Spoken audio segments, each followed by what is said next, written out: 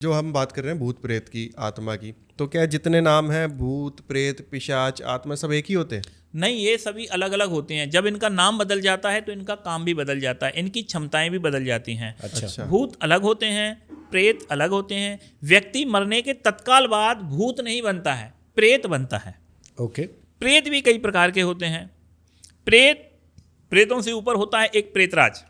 अच्छा। ओके। और प्रेतराजों से ऊपर होती है प्रेतराज सरकार। प्रेतराज सरकार से जो ऊपर होती है शक्ति हनुमान जी, हनुमान जी के ऊपर राम जी। इस तरीके से एक इनका क्रम आता है। एक प्रेत होता है शमशान का, एक प्रेत होता है मरगट का। दोनों में डिफरेंस रहता है। क्या डिफरेंस है सर? शमशान गांव देहातों के अंदर या शहर के अंदर जो शमशान होते हैं उन्हें शमशान कहा जाता है नॉर्मली, लेकिन नदी किनारे के जो शमशान होते हैं उनको मरघट की संज्ञा दी जाती है। उन्हें बोला जाता है कि ये मरघट है। ओके। जैसे बनारस का मनकनका घाट जो है वो मरघट कहलाता है, शमशान नहीं है। अच्छा। ठीक है, तो वहाँ ऐसे के प्रेत वहीं रहेंगे? वो वहाँ के प्रेत वहीं रहेंगे। मरघट के प्रेत मरघट राज का आदेश मानते हैं, शमशान के प्रेत शमशानेश्वर का आदेश मानते हैं, और इन दोनों का अलग अलग रहता है। तो कोई प्रेत ऐसे निकल के इधर उधर नहीं जाते? इधर उधर नहीं जाते, कहीं भी जा सकते हैं आप लोग। हाँ। आदेश लो, कहीं भी घूमो। एक बता दूं जानकारी के लिए, जब व्यक्ति किसी मान लीजिए स्थान विशेष पे मरता है, यानी कि कहीं रोड एक्सीडेंट उसका हो जाता है, तो वो व्यक्ति शमशान में रह सकता है, जिस जगह उसकी मृत्यु हुई है वहाँ पर रह सकता है, या अपने घर पे भी रह सकता है। 3 स्थान उसके बन जाते हैं। वो 3 स्थानों पे आवागमन कर सकता है या तीनों स्थानों पे एक समय उपस्थित रह सकता है। घर पे भी रह सकता है? घर पे भी रह सकता है। भूत प्रेत जो हैं ज़्यादातर परिवार के लोग हैं वो घर पे ही रहते हैं। शास्त्रों में प्रेत के नाम से पूजा बताई जाती है, जिसे हम पितर पूजा के नाम से जानते हैं। पितृपक्ष जो हमारे होते हैं, हम 15-16 दिन पितरों की पूजा देते हैं। वो असल में हम अनजाने में ही प्रेत पूजाएं कर रहे हैं। हम असल में हमारे लिए वो पितर कहलाते हैं, लेकिन एक्चुअली तो वो प्रेत ही हैं। मेरा पिता अगर किसी दूसरे के सर पे आएगा या किसी दूसरे को परेशान करेगा तो वो उसे पितर नहीं बोलेगा, वो उसको प्रेत बोल करके संज्ञा देंगे। ऐसा होता है ना। तो इसी तरीके से अगर किसी की जो मतलब दूसरे की जो शक्ति है वो उसके लिए पितर होता है, लेकिन हमारे लिए तो प्रेत होता है। सर इसमें मेरा एक क्वेश्चन है। देखिए आपने कहा कि जो प्रेत है वो हमारे घर पे ही रहते हैं। हाँ। और ऑब्वियसली वो हमारे पूर्वज या हमारे पूर्वज होते हैं। तो वो हमें क्यों परेशान करते हैं? नहीं, कई बार कुछ गलतियां ऐसी होती हैं जिनके कारण पूर्वज हमारे नाराज होते हैं, जिसे हम लोग दोष बोलते हैं। तो इसमें मान लीजिए कि आप पितरों की पूजाएं नहीं कर रहे हैं, या आपने उनकी संपत्ति है कि पिता ने संपत्ति बनाई इतनी सारी, अब बेटा उसको नाम भी नहीं ले रहा है या बेटा उसकी पूजा नहीं कर रहा है, तो नाराजगी बनती है उन लोगों के। या कुछ ऐसी क्रियाएं कर देता है, या मान लीजिए माताजी जिंदा है तो माताजी की मान सम्मान नहीं कर रहा है, या पिताजी जिंदा है तो पिताजी का मान सम्मान नहीं कर रहा है, तो उसके जो दादाजी वगैरह हैं वो आपसे नाराज हो सकते हैं। तो क्या एक तांत्रिक उनको देख सकता है, उनसे बात कर सकता है? तांत्रिक का काम ही यही है कि किसी भी मृत व्यक्ति से संपर्क कर लेना ही तांत्रिक का पहला काम है। तांत्रिक बनता भी वही है जो किसी भी मृत व्यक्ति को, या जो भी आत्मा वहाँ पे मौजूद हो, या जो भी भूत प्रेत पिशाच चंडाल हो, उससे वार्तालाप कर लेना, उसको देख लेना, उससे कनेक्शन जोड़ लेने का नाम ही तांत्रिक है। अच्छा, तो आपको कोई क्रिया करनी पड़ती है इन सबको देखने के लिए, या चलते फिरते दिखते रहते हैं? अभी तो क्या है, हमारा अभ्यास हुआ है, तो अभी तो बस हमें आंखें बंद करनी होती हैं और वहाँ की मौजूद किसी भी शक्ति से कनेक्शन जोड़ लेते हैं, और उससे जुड़ करके जो भी हमें पूछना जानना होता है वो हम पता कर लेते हैं। तो सर ऐसा भी होता है कि लेट्स सपोज कि कहीं भी कोई भी आत्मा होती है, या फिर उनकी कोई जगहें स्पेसिफिक कि भाई वो घर पे या कहीं? कुछ की जगहें भी हो सकती हैं, जैसे इमली का पेड़ हो गया, उस पर मुंजा बहुत अच्छे से रहता है। कौन रहता है मुंजा? ये कौन है? मुंजा एक शक्ति होती है जो महाराष्ट्र में पाई जाती है। अच्छा, मैंने मुंजा एक मूवी देखी है सर। मुंजे की एक मूवी भी अभी आई हुई है वो। तो मुंजा जो है वो इमली के पेड़ को ज़्यादा पसंद करता है। मुंजा हिंदू में मुस्लिम में दोनों शक्तियों में पाए जाते हैं। तो इसमें भी धर्मों का कुछ ना कुछ अलग धर्मों का पूरा रोल रहता है सभी में।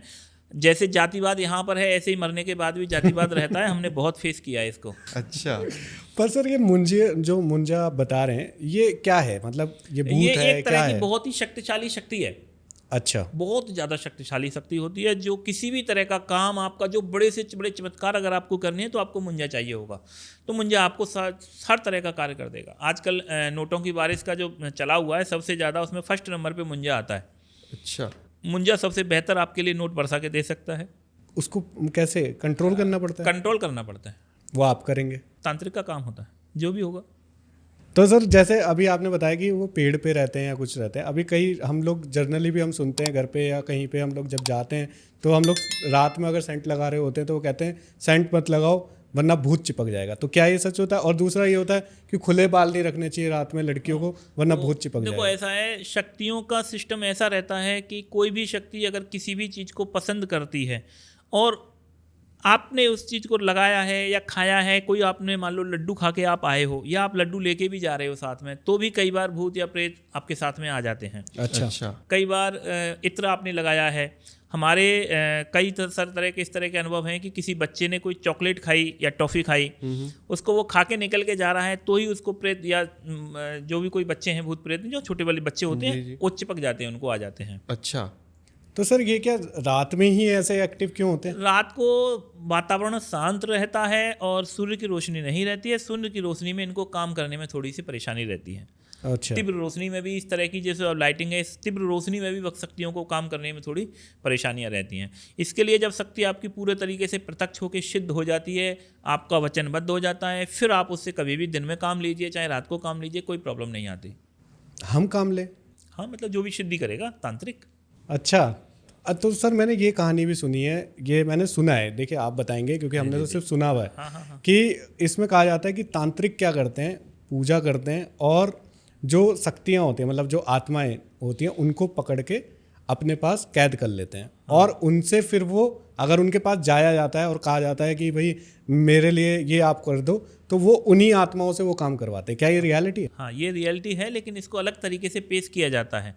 एक्चुअली में क्या होता है, इसको ब्लैक मैजिक कहते हैं बेसिकली सर। नहीं, कई नहीं, लोग इसको ब्लैक मैजिक कहते हैं कि आत्माओं से ही वो काम करवाए जाते हैं। ब्लैक मैजिक अलग पार्ट्स होता है और आज हिंदुस्तान में लगभग ब्लैक मैजिक होना बंद हो चुका है।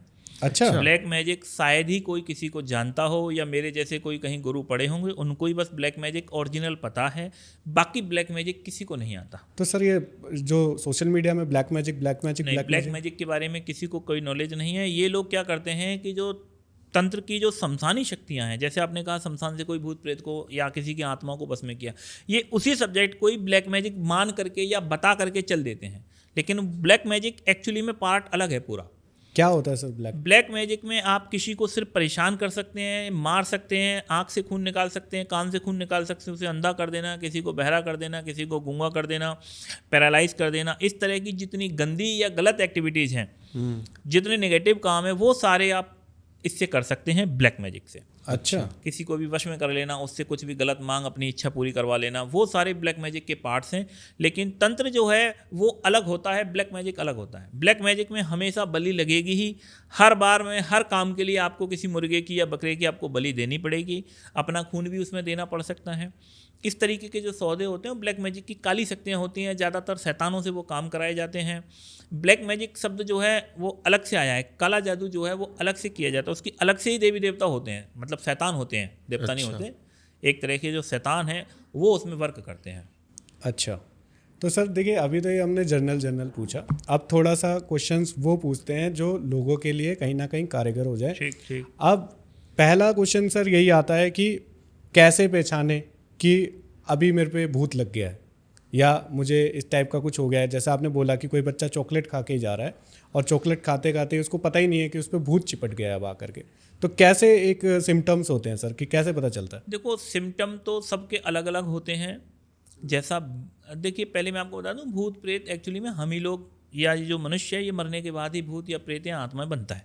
ओके। तो अब जैसा उसका जीते जी का स्वभाव है, मान लीजिए कि वो मिठाई खाता है, मरने के बाद यदि वो किसी व्यक्ति को परेशान कर रहा है तब भी वो मिठाई मांगेगा। अच्छा। अगर वो व्यक्ति शराब पीता है तो मरने के बाद वो उससे शराब मांगेगा। तो इसी हिसाब से जितने प्रकार के लोग हैं उतने ही प्रकार की आत्माएं हो जाती, उतने ही प्रकार के उनके लक्षण हो जाते हैं। लेकिन नॉर्मली लक्षण क्या रहते हैं कि आदमी अपने होश में नहीं रहता है, कंधे उसके भारी हो जाते हैं, कलेजे पे जलन हो सकती है, सिर पे भारी हो जाता है, और ये भी तब है जब कोई शक्ति ज़्यादातर कंधों पे बैठ जाती हैं तो कंधे बहुत ज़्यादा भारी महसूस करते हैं।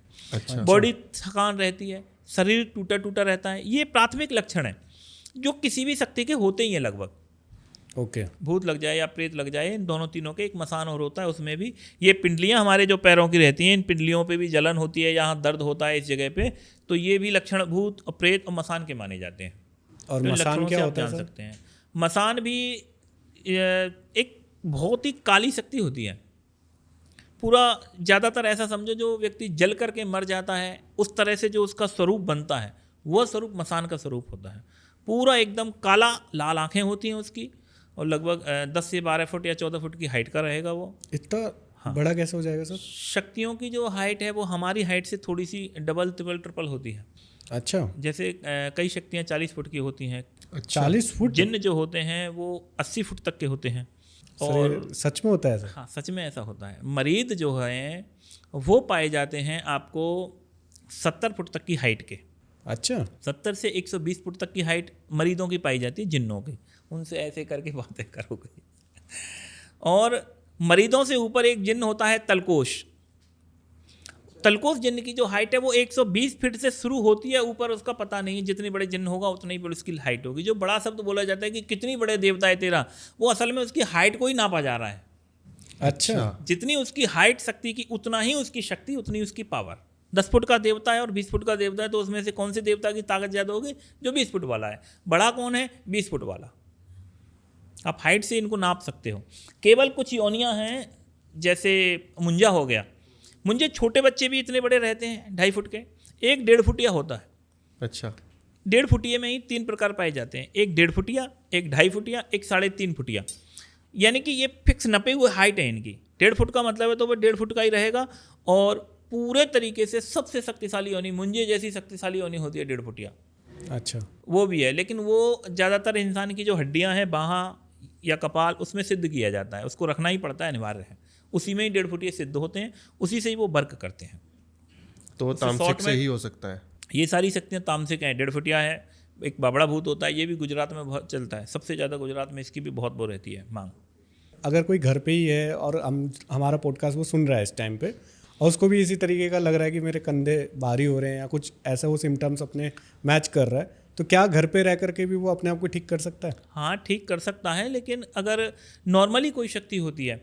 कई बार क्या होता है, भूत लगता नहीं है। असल में ऐसा होता है कि एक तरफ से आदमी आ रहा होता है, एक तरफ से भूत जा रहा होता है, और दोनों का कभी कभी टकराव हो जाता है। टकराव होने के बाद भूत अपने रास्ते चला जाता है, तो निकल गया आपकी बॉडी से। लेकिन उसके टकराने से जो आपका सूक्ष्म शरीर, मैंने अभी बताया, तो सूक्ष्म शरीर के जो परमाणु है ना, वो बदल जाते हैं। अच्छा, और स्थूल शरीर, सूक्ष्म शरीर एक ही है। अगर स्थूल बीमार है तो सूक्ष्म बीमार हो जाता है, सूक्ष्म बीमार है तो स्थूल भी बीमार हो जाता है।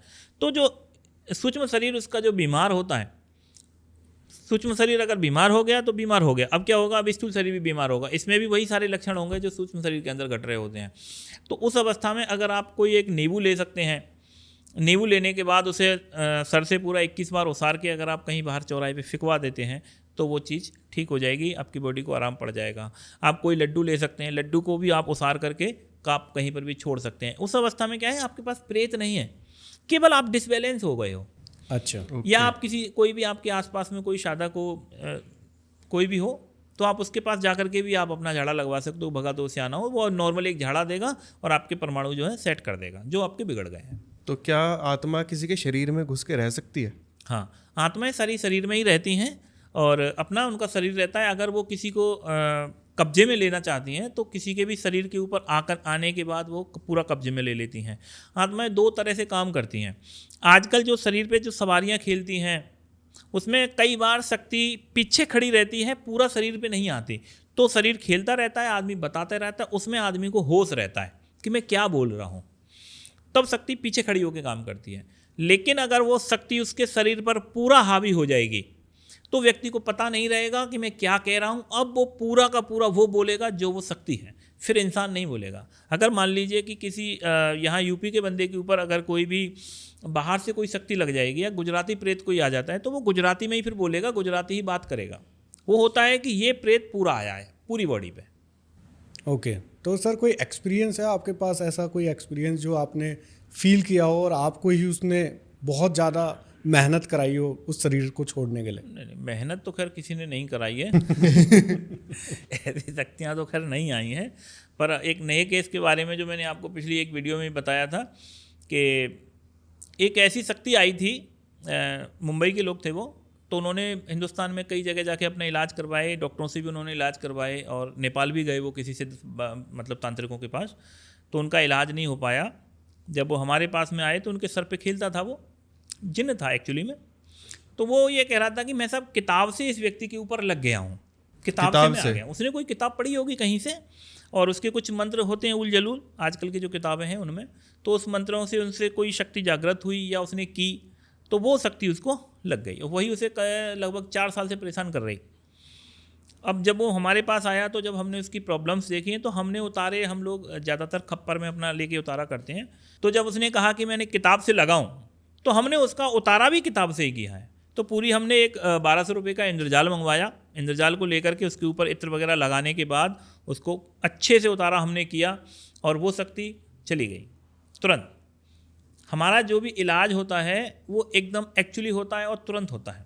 हमारे यहाँ पे ये नहीं है कि आपको 2 दिन लगेंगे या 5 दिन लगेंगे या 10 दिन लगेंगे या महीने भर में आपको आराम पड़ेगा। अगर मैंने आपका इलाज किया, अभी किया, तो अभी से ही आपको आराम है और लाइफ टाइम के लिए रहता है। अच्छा, तो सर आप देख के भी पहचान सकते हैं कि आपको कुछ लगा हुआ है? हाँ, देख के भी पहचान लेते हैं। तो क्या आपको क्या दिखता है, मतलब उस पर्सन के अंदर? शक्तियाँ हैं, जैसे आपको देख रहे हैं ऐसे ही हमको भूत दिखते हैं। अच्छा, अगर मेरे अंदर कुछ होता तो आपको पता चल जाता? हाँ, हम राह चलते हुए भी भूत प्रेतों को, कहीं पर भी भूत प्रेत में खड़े होते हैं, वो भी हमें दिख जाते हैं। तांत्रिक की दुनिया एक अलग है। आपको मैं एक मजे के लिए वो बता देता हूँ कि मान लीजिए कि तांत्रिक के लिए बता रहा हूँ कि तांत्रिक का फूफा जी एक्सपायर हो गए, समझिए बात, और वो फूफा जी के वहाँ पे गया है उनकी डेथ पे, जैसे लोग जाते हैं जी, तो सारे लोग उनकी फूफा जी की छाती पे पैर पटक रहे होते हैं, लेकिन फूफा जी आपकी बगल में खड़े होकर बीड़ी फूंक रहे होते हैं। आपको ये दुनिया ना पूरी अलग हो जाती है। आपको पता है कि फूफा जी यहाँ पे गिरे हुए हैं, मतलब वहाँ पे उनकी डेड बॉडी पे सारा रो रहे होते हैं लोग परिवार के, लेकिन फूफा जी आप देख सकते हैं फूफा जी को, तांत्रिक है, तो फूफा जी आपके पास में आकर के बीड़ी फूंक रहे होते हैं, बोलते हैं कि भाई वो चल रहा है सारा। तो ये दुनिया अलग हो जाती है पूरी, और ऐसा रियल में होता है।